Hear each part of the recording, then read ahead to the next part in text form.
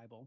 A lot of us, a lot of the folks kind of here in this audience, were shaped to love the Bible as devotional literature.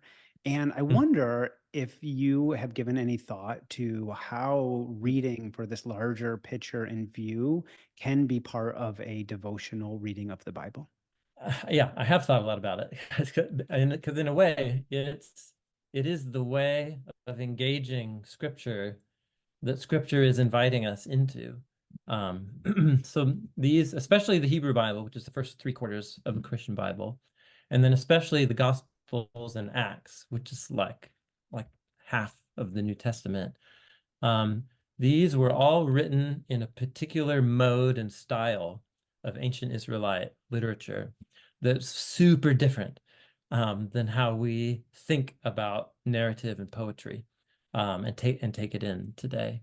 So we're talking about a family history, traditional literature that was designed for a lifetime of reading and rereading in personal and communal settings.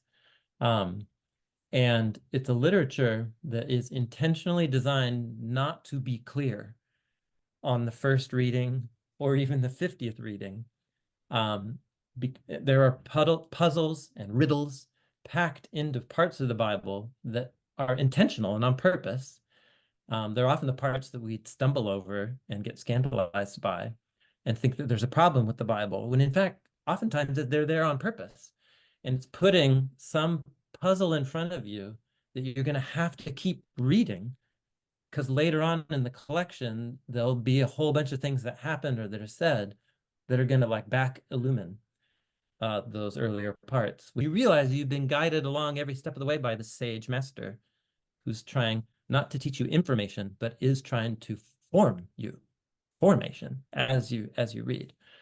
So in a way, what Christians, I think, typically mean by a devotional reading is a moment where they hear these words as God's words speaking directly to me. And that is an ancient, it's a way of reading these texts that's baked in to like what they are for. There's actually a poem. It's sort of like a meta poem, a poem in the Bible about what it means to be an ideal reader of the biblical collection that we call Psalm 1. It's the first poem in the Psalms scroll. And it depicts somebody who's really devoted themselves to a life of virtue and goodness, telling you about especially the types of people that they don't associate with. And then what it describes is someone whose delight, like their actual joy and delight, is to sit and learn the wisdom of God revealed in Scripture. And the word used for it isn't just read, it's the Hebrew word hagah, which gets translated often to meditate in English. But it's a fascinating word. It's used elsewhere of dove, the sound that doves make when they coo. It's used one time in Isaiah of a bear like moaning as it has captured its prey, and it's like we would say growling, I think, something like that.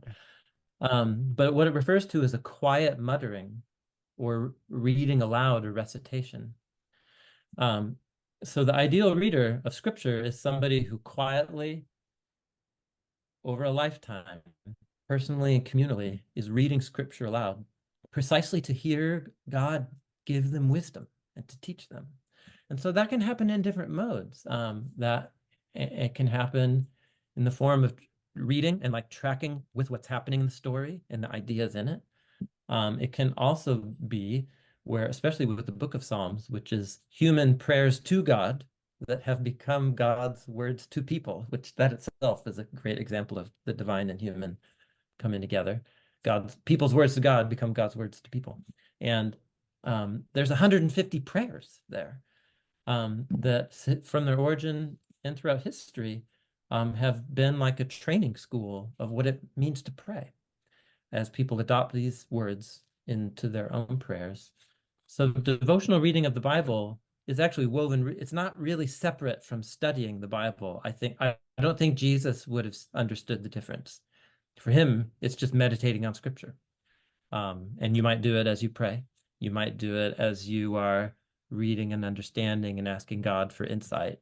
But really what it is it's about these scriptures are made to form us. And whether we do it devotionally or through study, it's just kind of two different modes with hopefully the same outcome. Thanks for watching this Theology Lab video. If you're enjoying it, you can subscribe to the channel below and you'll get more Theology Lab videos as soon as they're released.